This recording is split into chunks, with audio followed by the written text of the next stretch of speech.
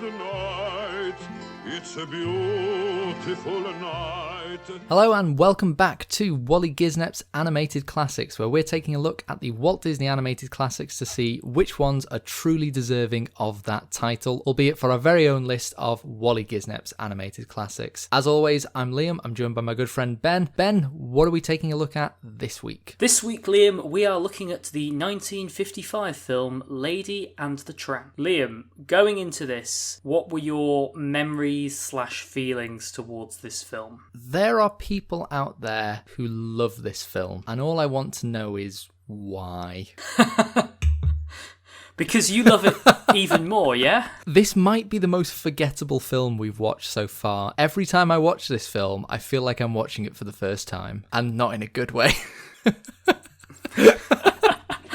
Now, I come to this from the opposite side in that this is something I watched repeatedly as a child, and I do have a lot of nostalgia for it for that reason. Although, watching it again as an adult, I actually think this is one of the Disney films that is probably best for younger children. I'd say the same about, say, the Winnie the Pooh films, where there's not really anything for an older audience in here. You're tempting me. You know how I feel about the Winnie the Pooh films, and you are tempting me. I won't go into it. Yeah, I think of all of the proper films so far, this is probably the most surface level. There's not much to it. If you like what's there, you like what's there, but you can't really be looking for much more than just a short story about two dogs. Now, before we entirely kick it to pieces, to be fair, I think it does set the template for this kind of film, in much the same way Snow White sets the template for the princess fairy tale film. This sets the template for the domestic animals/pets having an adventure film. The adventure in this film is very low stakes. You know, I'd never even thought of this as an adventure. Okay, the word adventure might be generous. I think the word plot would be generous. I think the word film would be generous. No, that's too harsh. I've recently, on an unrelated note, been watching all the films that won the Best Picture Oscar, and I feel this is basically It Happened One Night, but with dogs. I can see that. That makes a lot of sense. That's not unreasonable. But it sets the template for films like 101 Dalmatians, The Aristocats, maybe Oliver and Company to a degree, maybe even Bolt if you want to go that far. This is the one that did it first. So let's dive into what happens during this film. My first note on this film is that the opening credits are a nightmare if you're colourblind. They choose a lot of beige pencil drawings, and it might be a white or a hue of yellow for the font, and it keeps cutting back to that, and I have no idea what any of the names are, so I'm afraid I wasn't able to look out for any names of interest this time. I mean, the first note I have is it's got renowned musician and songwriter Peggy Lee in it, who was nominated for 12 Grammys and a Best Supporting Actress Oscar. She's one of the few Disney voice actors of this period who, when you go on their Wikipedia page, this barely gets a mention. Would you say that's because some of the characters she voices in this film have been, let's say, brushed under the carpet by Disney? Okay, we will get to that in good time. Until today, I didn't realise she voiced those characters as well.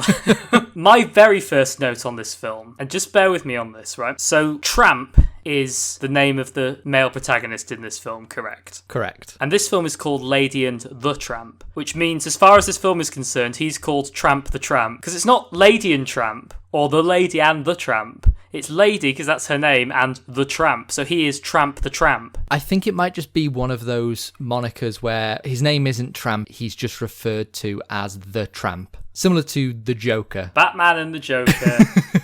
Lady and the Tramp. Tale as old as time. So before the film starts, one positive I do have about this film is that it is dedicated to dogs themselves, which means I don't feel bad about not liking it, because it's not for me. And then we start with a song, Silent as a Snowflake, which immediately my only note is, I hate this. All I can remember is generic Christmassy sounding music plays. Hence, I hate this. So we open on this very well-to-do, nameless suburb of America. And this film, out and out, is a film that was made in 1955. It's just very twee, very low stakes. I think it does have a certain charm to it. For a film that has quite a lot of dogfights in, it's quite quite toothless. I am really beginning to crave getting to the Disney films that aren't just about upper middle class white families. Gonna be waiting a while, Liam. And this is as someone who really likes Peter Pan. Which might be the most upper middle class, most white family ever featured in Disney. I mean, Sleeping Beauty's not upper middle class, it's just upper class. It's just aristocracy. Okay, so we have this opening and it's Christmas and we have Darling and Jim Dear, which I do find is quite cute because that's how Lady hears them refer to each other, so that's what she thinks their names are. And Jim Dear has bought Darling a surprise gift. His wife thinks it's a hat. It's a puppy. Immediately I dislike that they wrapped a puppy, and I also dislike that they are encouraging the gift of dogs for Christmas. I'm not sure if this is a thing elsewhere in the world, but obviously here in the UK there's a very prominent Dogs Trust campaign of a Dogs for Life, not for Christmas. And I feel that really comes through in this film because I feel they get Lady for Christmas, they give her the blandest name ever, and within 6 months they're pregnant and basically forget about the dog. What I'm saying is, I think Jim Dear and Darling are terrible dog owners. I'd go further than that, Liam, because you're right, they get a dog, within 6 months she's pregnant and they lose all interest in the dog. Darling is pregnant, not the dog.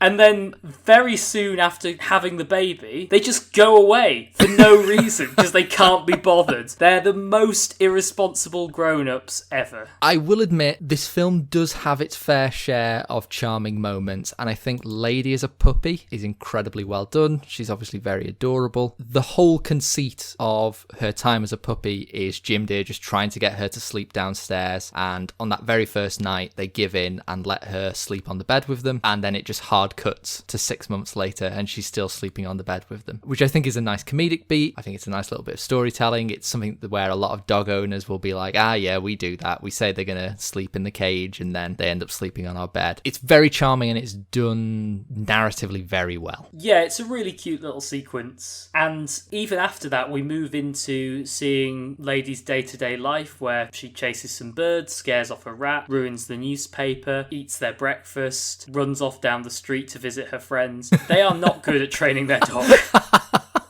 I forgot that they just sort of give her free range of the neighbourhood. Well, at the very end of the film, spoiler warning, Jock and Trusty come round to visit Lady, which isn't unusual, we've seen that elsewhere in the film, but they walk up the front path. Jim Dear opens the door and lets them in, and then closes the door. There's no owners with them. That might not sound that weird in the world of Disney, but up until that very last few minutes, it's made very clear that the humans, they see them as our world dogs, right? They're just normal dogs. They don't have any special communication or anything. So it's very weird that they go, oh look, the neighbour's dogs are here, let's let them in. That reminds me of something that I think is good to bring up now so I watched the remake for this, and I won't go into too much detail now, but there is a moment towards the end where the villainous dog catcher comes knocking on the door and says to Jim Dear, I'm hunting a stray. He was hanging around with that dog of yours. I reckon he's going to come here, so I'm going to wait for him. And in the context of the film where you're looking at the dogs, you're like, oh, I guess the dog would come there. But then you go back to the real world, and I'm thinking, if my dog had gone missing for the day, and then a dog catcher came to my house and was like, I saw your dog hanging around with another dog. I'm going to wait here, hoping that other dog shows up. My response would just be, no, go away. Absolute madman. This guy must really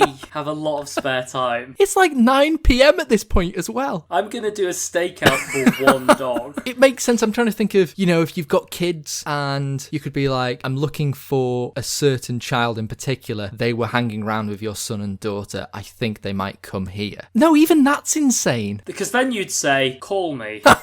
Not, I'll just wait in ambush. So we have Lady now grown up. This is actually a big negative point I have for the film, in that I don't think the choice of voice actor was right for Lady. It's Barbara Luddy, who whenever I hear, I'm always just going to hear Merryweather from Sleeping Beauty, but the voice just sounds a bit too mature. Not like an old voice, but there's a maturity to the voice that doesn't fit with the character they're going for Lady. Yeah, Lady's defining characteristic is naivety. It's established she is young and she's exploring and learning about the world. It does seem a strange choice, for sure. Weirdly enough, in the sequel, she's voiced by Jodie Benson, who voiced Ariel, and she nails it. She's doing an impression to a degree. It is a very different vocal performance, and when I'm watching the sequel, I'm like, I actually think that fits the character more. I am only interested in this if they then give Lady a knockout Broadway song in the middle of it. They don't, however, so I'll get this out of the way, I actually really like the sequel to Lady and the Tramp.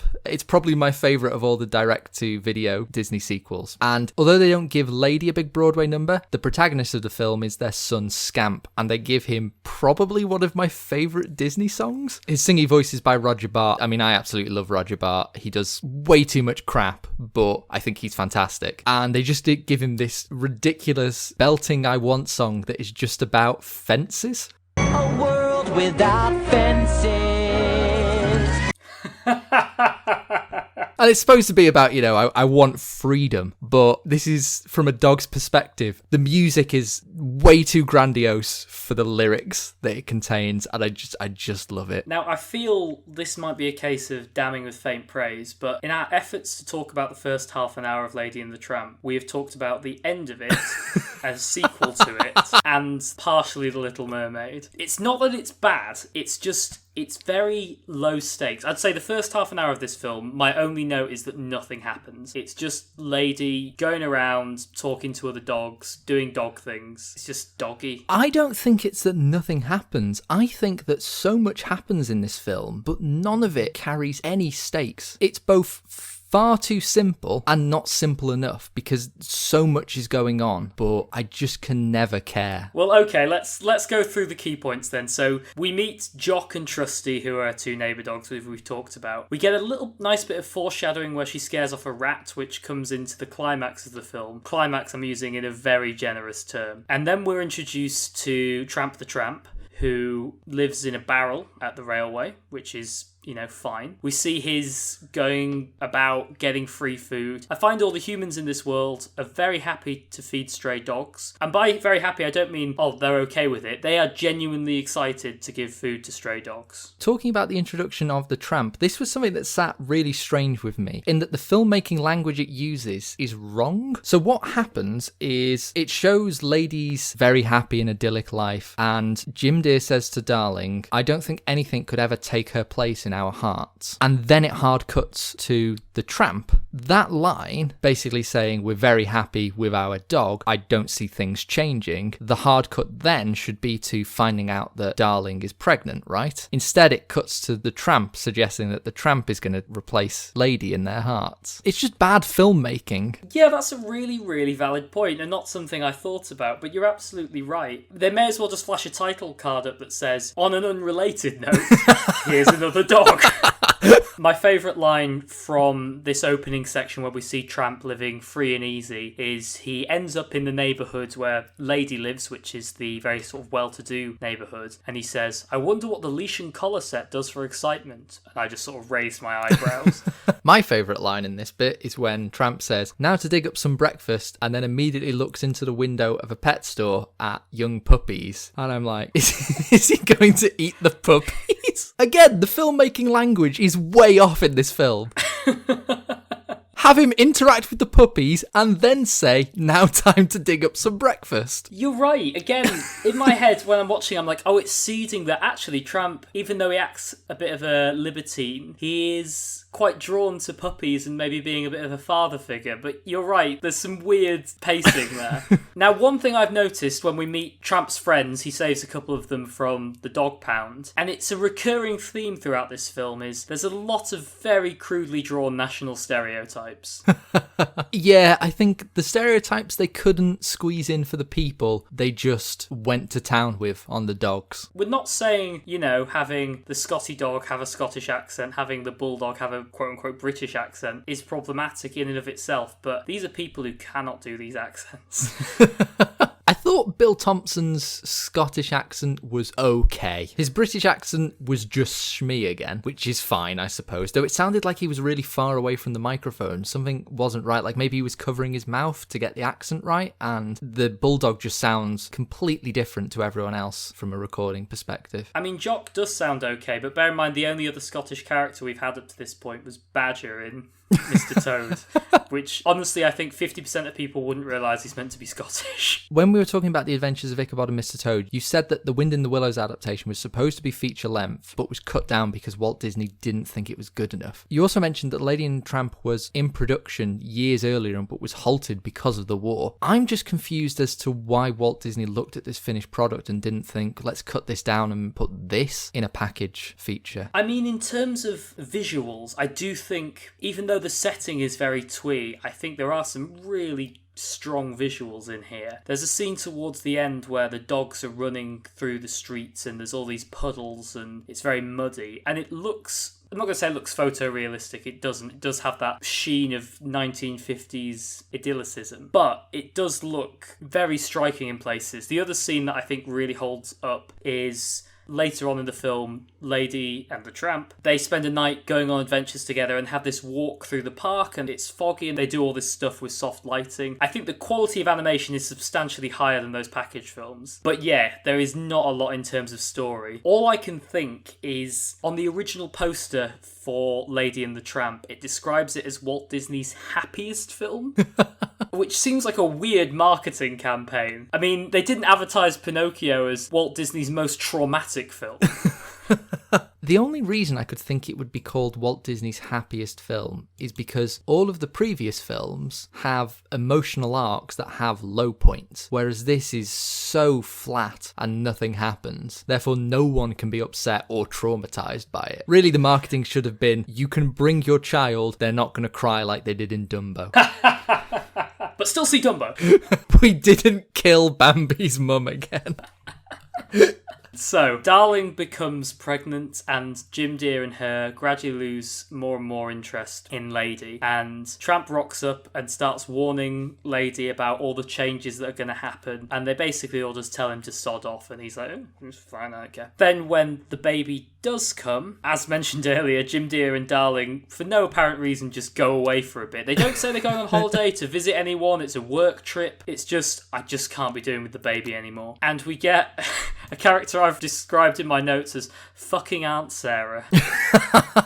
Aunt Sarah shows up to babysit. Just before this, we're actually greeted to probably the creepiest frame of animation in this film, potentially any of the Disney films, which is a very realistic looking baby among these cartoon people and dogs, and it doesn't gel whatsoever. Clearly some animator put their heart and soul into drawing this frame of a sleeping baby, but it doesn't match with the artistic style of the film. Oh god! And before that, we're greeted to, I think, the worst Disney song, which is What Is a Baby? I mean, there's a few parts in this film where it's like, we could discuss them as songs, but I think there's like 4 or 6 lines in that. It's generous to call it a song. This is my point though. Every time I watch this, it feels like I'm watching it for the first time because none of it ever sticks. I'm glad we watched this today. If I had watched this yesterday and had to talk about it today, I'd have no idea. Liam, you did watch it yesterday. We've talked about it already. So yeah, Aunt Sarah shows up and she's just the worst. Though again, one element, I'm sorry, I'm just going to criticise the filmmaking again. They seem to be going for this style where we don't quite ever see Jim Deere and Darling, or if we do, they're never the central focus of the frame. So we might see them in full, either in a background shot or in passing, but the central focus is always a dog. So you think of the rule of thirds, middle third of the frame is always a dog. And then Aunt Sarah shows up and that rule is broken because whenever she is on screen, she is the focus. And she's a lot more cartoony. And I'm like, wait, were they going for a sort of dreamlike, surreal quality, trying to, I suppose, dehumanize the humans because they're not the focus of the story? And then immediately they break those rules they've set up with this new character. It just doesn't work. Or they should have called the film Lady and the Tramp and Aunt Sarah.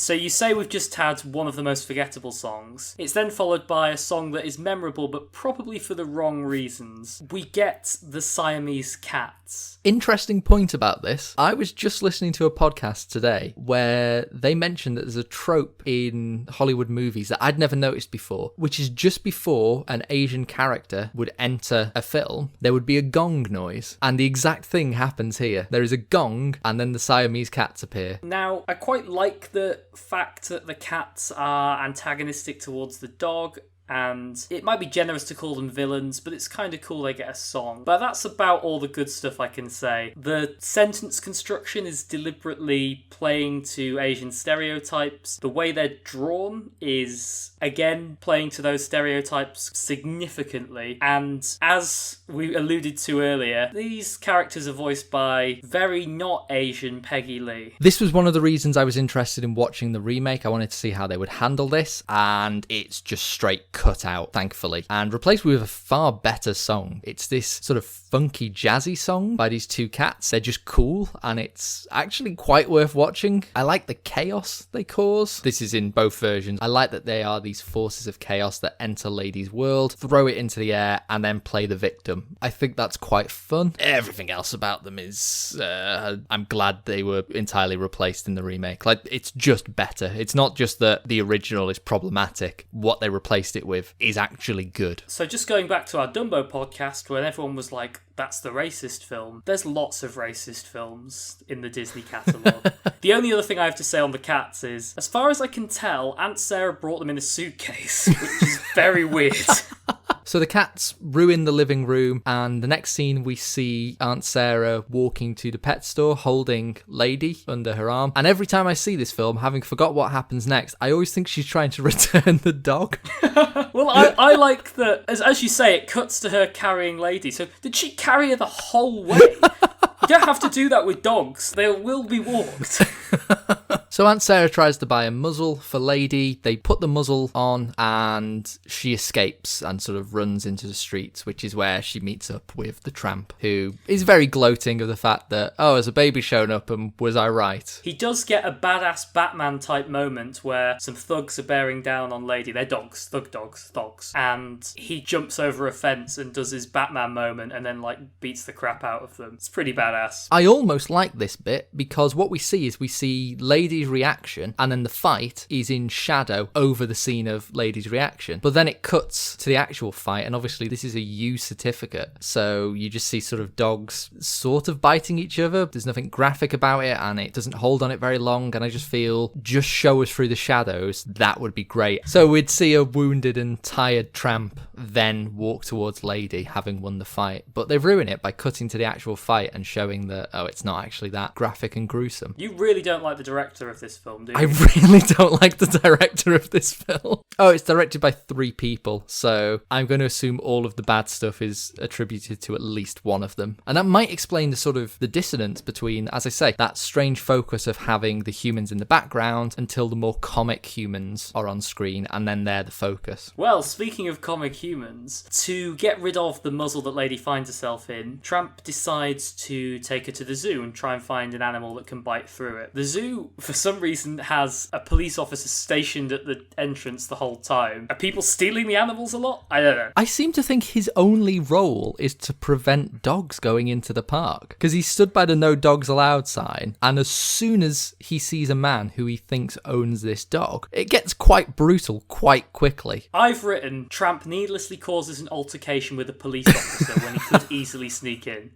Because Tramp's scheme is to pretend to be someone's dog when it's no dogs allowed, so the police officer gets annoyed with the guy, which he does, and they end up having a big fight, and Tramp's kind of egging them on. And the start of this is Tramp walks behind the police officer and could just walk in. He doesn't need to incite violence. But, you know, where would be the fun in that? Let an innocent man be arrested for having a fight with a police officer. They go into the zoo, and the premise of this scene is just they need to get the muzzle off. I have a weird note about this, which is, did you recognise the hyena hyena laugh? Oh, I don't know. Should I have? Maybe not. This hyena laugh is buried deep in my brain because it's the exact laugh they used for the character of Ripperoo in the game Crash Bandicoot. Oh my god, it is. So it's presumably some stock sound effect that everyone under the sun has used. No, it's recorded for this film in particular. Really? And they used that specific laugh for the character. Either they bought the rights or Disney just didn't care. I hope we've not grassed up Naughty Dog. It's been 20 years and no one noticed.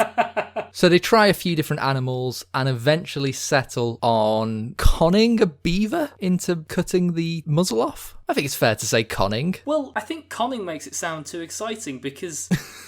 Again, in another film, it would be, we've got to trick this character, but they want rid of something that he wants. So they just give him it, and he's happy. So he's not conned, he's got exactly what he wanted. He's happy, they're happy, everyone's happy. I don't think he did get what he wanted, though. I think this beaver is in quite a bit of danger by having this muzzle with him. Beavers aren't supposed to use muzzles. I think he's going to end up hurting himself. Beavers aren't meant to chop down trees that fall into the public right of way. One last point regarding the beaver. I just want to say that this film is doing its absolute best to make me hate it because this beaver has the most annoying whistling attached to every word it says. And unfortunately, this is a characteristic that they will keep for a later beaver character in Winnie the Pooh, and it's very annoying. Let's move on then. So we see a bit more of Tramp's free and easy life, and he shows Lady how he lives and how he's not tied down by anything. I'm pretty sure he alludes to being polyamorous. He says, "Oh, I've got a different family every day of the week." He doesn't say that. That's not how he talks. I don't know why I did that voice. No, he proceeds to do it in a series of very bad accents. He does, as if this film hasn't had enough bad accents. So the police officer we mentioned has a very terrible Irish accent, and then Tramp proceeds to do a terrible Irish accent in the next scene. And on the subject of terrible accents, we then get the most famous sequence. We get the most famous sequence from this film, which is Bella Notte, which is Beautiful Night, I assume that translates to. And it's the scene of Lady and Tramp the Tramp visiting the Italian restaurant, then being served spaghetti and meatballs. The Italians are singing what I think is a fairly decent song. I prefer it when it goes into the less stereotypical people impersonating Italian people section. And then we get the sort of famous doggy spaghetti kiss, which sounds weirder when I word it like that. At the start of our discussion of this film, I said that I want people who like this film to explain to me why. And I think this scene by itself might be the main reason why so many people like this film. I think it's one of those sections that is so ingrained in popular culture through parody and reference that you may well encounter it without ever seeing this film. And it is a fun, cute, clever little visual. I think it's very hard to view objectively, much the same way with Bambi's mum being killed, in that it's so ingrained in what we think of as part of these Disney images. It's hard to look at it objectively. I think it's quite a weird sequence, but it is also quite sweet. And actually, this was the turning point in the film when, I'm not going to say I started loving it, but I was like, oh, I'm finding this quite charming. I can see that. It's less a turning point for me and more a 5-minute reprieve of the endless agony that is watching this film. Agony is the wrong word. It's more boredom. However much I don't like this film, I do genuinely love this segment. I think, dodgy accents aside, it is incredibly charming. I think if you just view it as a 5-minute short, film, it's up there among the best of the Disney shorts. I often say that what I like to see in animation and indeed any kind of cinema is being shown and emotionally engaging with what the characters value. And I think in this sequence, you get what both characters want. So what Tramp wants is someone he has a connection with. What Lady wants is a life that has a bit more glamour and excitement in it. I mean, these are very, very basic characters and it's very, very low stakes. So I'm not going to say this is some incredible scene, but I think it is kind of the heart of the film. So I think it being the flagship moment of it is probably fair. And on top of that, we also get an insight to the wants of the two stereotypical Italian men who clearly just want to ignore their customers and perform for two dogs. If you've ever had to wait in an Italian restaurant... It is weird, isn't it? Like, the scene's great, but it's weird. And I think that's part of the reason it's great. I think they get to have their cake and eat it a little bit, because one of the chefs calls them out on this and says, you can't talk to dogs. And he's like, hey, I'm not even going to do the accent, because it's just not acceptable. Okay, so we get through this sequence, and as I say, we get a very beautiful walk through the park at night. Lady and Tramp the Tramp fall asleep and wake up. I know that sounds redundant to say, but that's the plot. Paper thin as it is, that's the plot. And Lady decides she needs to get back, but Tramp's like, no, let's have some more adventures. And in having these adventures, Lady gets caught and taken to the dog pound. Initially, I made a note about the dog pound, which is, why is it so needlessly sad? We just see puppies literally crying. And then I realised the implication is these dogs are basically on death row, and we get the heavy implication that one of them has been murdered. Yeah, so they talk about the long walk through the one-way door, and I swear after that moment I hear a guillotine. Yeah, I was trying to remember it. I thought it was you heard like a gunshot, or you just heard like a dog yelp, but you hear just some weird metallic noise. Maybe they're just letting it free. I would explain why there's so many stray dogs in this town. Well, no one's come to collect it. Guess we'll let it go and then go and get it again. Gotta keep ourselves busy. So this scene is just a veritable smorgasbord of stereotypical accents. Everything they couldn't get done earlier, they decided to cram in now through the dogs. Again, I think it's mostly Bill Thompson just showing off his, albeit quite poor, repertoire. Can you do a German accent? No? That's fine.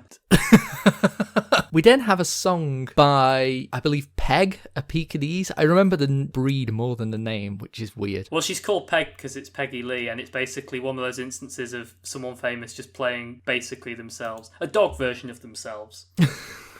There's something about this scene that's never really sat right with me. So, Ben, you already know this about me, but listeners, I consider myself an aficionado of sexy animated dogs. And I don't think there's really any sexy animated dogs in this film, but I feel that the animator behind Peg was really trying to make her sexy, but just didn't know how to achieve that. I just want to give some context for Liam. Liam isn't looking for sexy animated dogs. He doesn't find animated dogs sexy. I just have an eye for it. If you're looking for a good example, there's a film called Rover Dangerfield, which is this terrible vehicle for Rodney Dangerfield. And the love interest dog in that, I'm like, that's a weirdly sexy dog. The animator behind that, not sure why they're making a sexy dog. It's that kind of thing. Look, if we manage to do a podcast on every one of the animated classics, we can do a bonus episode where Liam ranks sexy animated dogs. And the thing is, none of the dogs from this film would be in that list. But as I say, the animator animating Peg, I feel like he was trying, and he might have asked the other animators, how do I make this dog more sexy? And their response was just to, slowly walk away. Or, I think what's more likely is they were like, we can tell you how to make a fish sexy. We can tell you how to make a deer sexy. No, it's a dog. Oh, we don't know how to do that. Have you made it flirty and given it long eyelashes? Yeah, I've tried that. It's not working. So we get the song He's a Tramp, which I always think I don't like, and then I hear it and I'm like, no, this is quite bluesy and catchy. It's pretty cool. And then, so this is kind of meant to be the low point of the film, is that Lady is in the pound. So for context, at minute 58 in the film Aladdin, we are in the pound. Sorry. For reference, when you're at minute 58 of Aladdin, it's a whole new world. Like that incredible, memorable scene, very beloved song. At minute 58 of this film, Lady goes home. That's what happens. The only point of this scene I could think of is it almost feels like a public service announcement that pounds are a necessary thing, because hey, if you've got a licensed dog, pounds are good. But then why would everything else about the pound scene be so sad and bleak? And just to be clear, these dogs don't get rescued by Tramp, so it's heavily implied they all just get killed.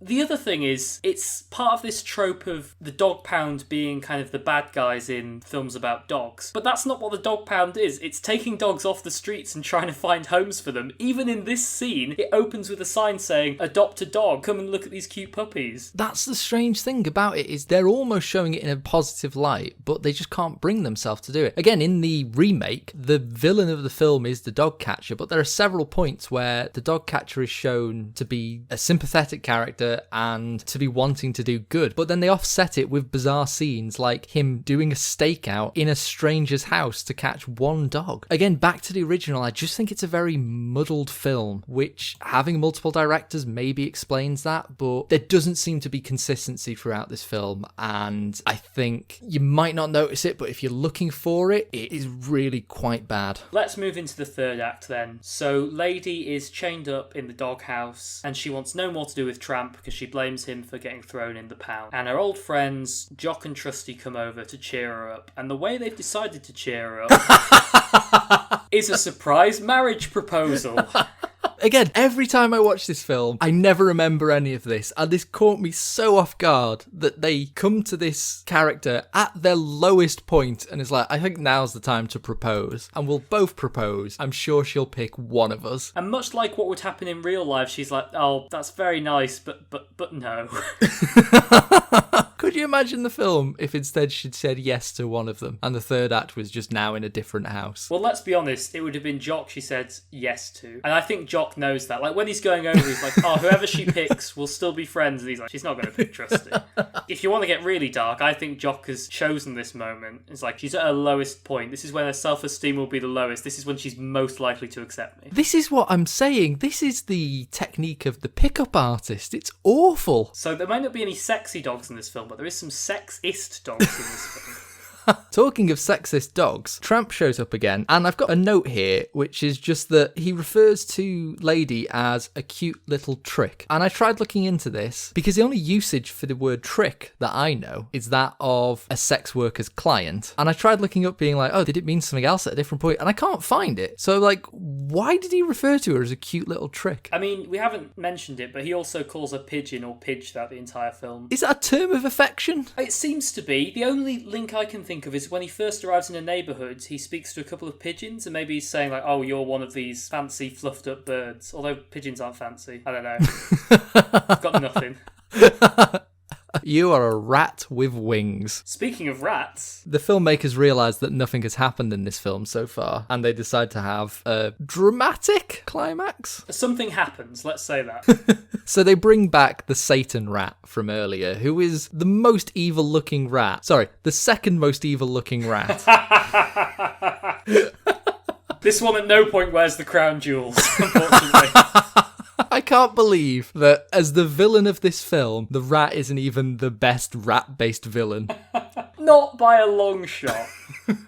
So the rat shows up and it's determined to get into the baby's room. And Lady tries to stop it, but she's chained up because Aunt Sarah's chained her up. And so she calls to the Tramp, who is going to rescue the baby. And so the Tramp barges into the house, fights the rat in the baby's bedroom, and is wounded in the process. Jim Deere and Darling come home, see the chaos, assume the dog has tried to attack the baby, and he gets sent to the pound. Sorry, that's slightly not what happened. It's basically Aunt Sarah comes in, she sends him to the pound, and then they come back and go, no, you're wrong, there was a rat, and then they go... Ben, this film never sticks in my head. You can't expect...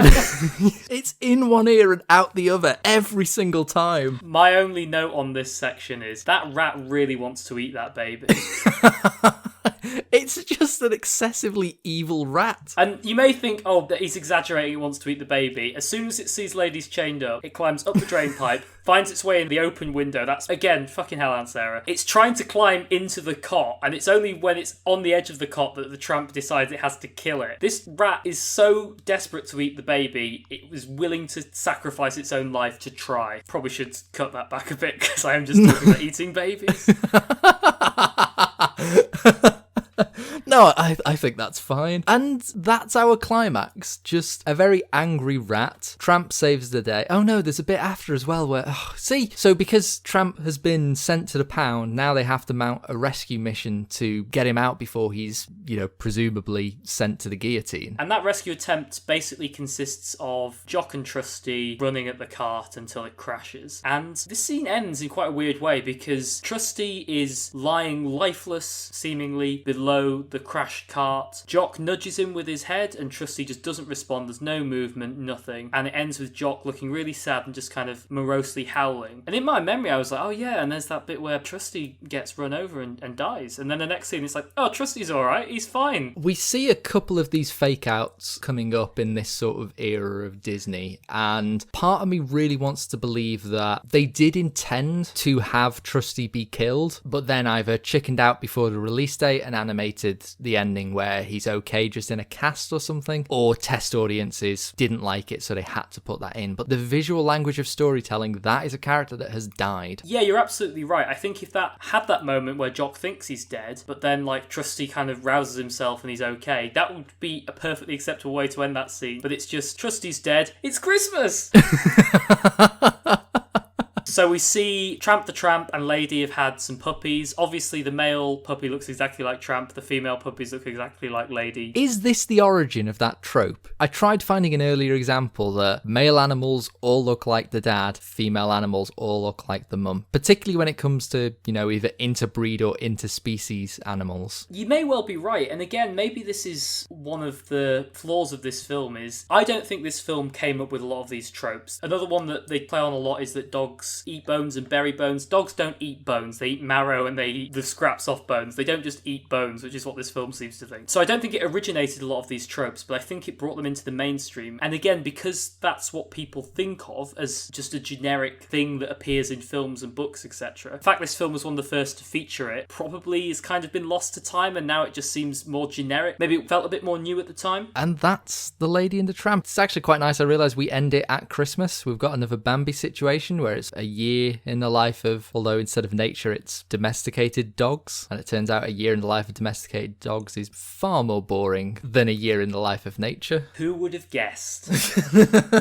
So yeah, we kind of summed up our feelings on this film at the start. I think it does have some charm to it. I really enjoy the 1950s perception of suburbia. Not what it actually was like, but what that ideal version of it looks like, and you get a lot of it in this film. I think it does have some charm, but as Liam has pointed out throughout this discussion, in terms of visual storytelling it falls down. In terms of actual storytelling it definitely falls down. There's some nice visuals, but aside from the bit you're all thinking of, there's not a lot of memorable stuff here. So even as you're sitting there, having just listened to this podcast, tell me one thing that happens in this film other than the spaghetti scene. You can't do it, it's already gone. And that is Lady and the Tramp. Liam, is there anything else we need to discuss about this film? Now, Liam, being the consummate professional you are, you not only sat through Lady and the Tramp, a film you clearly don't like, you also sat through both the sequel and the remake. First of all, I did not sit through the sequel. I am a fan of the sequel. It's one of the few situations where I prefer the straight-to-DVD sequel than the original story. I just think it's very generic, but at least it's a lot of fun. The remake interests me. The fact that this was straight to Disney Plus piqued my interest. I was wondering about the quality we were going to see here. Sort of, it was riding off the tails of The Lion King, so I was surprised to see that happen. Firstly, they did what I think all remakes should do, in that it is a completely new script. The problem is it is the same story, or rather lack of story. Nothing new is really added, but by writing the script from the ground up, you're able to rework scenes and add a bit more character growth in there. That's good. That said, even though technology is improving, there's something very jarring about a CGI dog talking. And the only real point I can mention about the sequel that I've not mentioned already is that the character of Peg this time is voiced by Janelle Monáe, and there's something very jarring about hearing just that fantastic voice coming out of a little CGI dog with a fringe. And throughout the whole sequence of He's a Tramp, I was laughing hysterically. If you have to do one thing, look up this sequence. It's so surreal and bizarre. It shouldn't be, but it is inadvertently hilarious. I've just Googled the poster for this, and it looks like it's been made as a joke. It's also, as is tradition with Disney live-action remakes, 30 minutes longer. And as I say, the exact same story, no new scenes, everything's just longer. And I will say, I think it's better. I think the storytelling is more consistent and is better, but you don't have any of the charm of the animation of the original. So you've kind of got to pick your poison with these. You can either watch the original and enjoy some nice animation but poor storytelling, or you can watch the remake and see better storytelling of an equally bad story, but with very ugly visuals. One final point actually about the remake that I think is worth mentioning, and maybe I'll come up with a jingle for this, just for everyone listening, a bit of a wokeness alert here. Wokeness alert! Sorry. I want it to be the jingle. The cast is probably the most diverse live-action cast I've seen in a Disney film, and I think that's fantastic. Again, this is a period film. It's set in the presumably presumably it looks to be set sort of the 20s, 30s, maybe 40s, but it is very early 20th century. And I can already picture a lot of naysayers being like, oh, well, you know, to be historically accurate, everyone would need to be white. And you don't. It's a fantasy story. I think creating a fictional world where people weren't segregated and discriminated against based on skin colour, I don't think that's too much to ask for your fictional story, and I think it's fine to do it, and it's wonderful to see. I just wanted to mention that, and that's the end of our Wokeness Alert. Wokeness Alert! And that is 1955's Lady and the Tramp. Liam, is there anything else we need to discuss about this film? Before we can decide whether or not this is making the list, we need to decide which character is the sexiest character in Lady and the Tramp. So Ben, which dog are you willing to say is the sexiest animated dog in this film? I think it's pretty clear cut. I think it's Tramp. I think they draw him in a way that kind of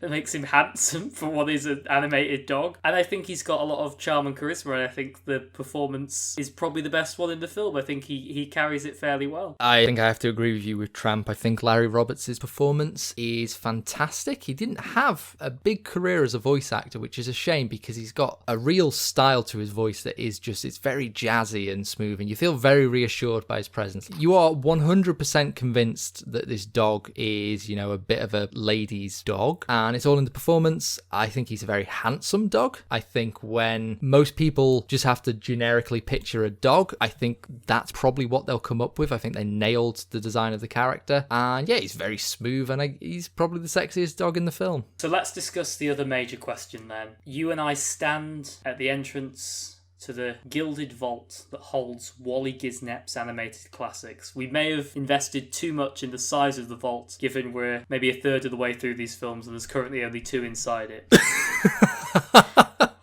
That said, Liam, are you going to unroll the parchment this week? I'll unroll it, but I can tell you it's not making the list. The question is whether it's going to make the backup list, because I don't think this deserves a place on this list, so it's up to you whether it's making the reserve. Nah. Well, I'm glad we're in agreement. There's just not enough here that is worth revisiting, let alone sort of worth celebrating. So with that, I'm going to roll the parchment back up. It's not even making the reserve list. We can put it back in the vault, and hopefully we can start adding some films to this. But yeah, I definitely don't think Lady and the Tramp deserves a place. But maybe you do. Maybe Lady and the Tramp is a film that is very dear to your heart, and you feel we've been too harsh on it. Maybe you feel that it does nail all those tropes and sets things up very well. Now, Lady and the Tramp didn't make the list for us this week, but I feel like next week there's certainly going to be a conversation to be had. Because, Liam, what are we looking at next week? Next week is definitely going to be a serious contender, because we are looking at the absolute classic Sleeping Beauty. I'm very excited. I haven't seen this film in a long time, and I'm sick of watching films I find very mediocre. Well, I wouldn't get too comfortable because there is a lot to come after Sleeping Beauty. In the meantime, we will see you next week on Waly Gisnep's Animated Classics to see whether or not Sleeping Beauty will make the list. He's a tramp, but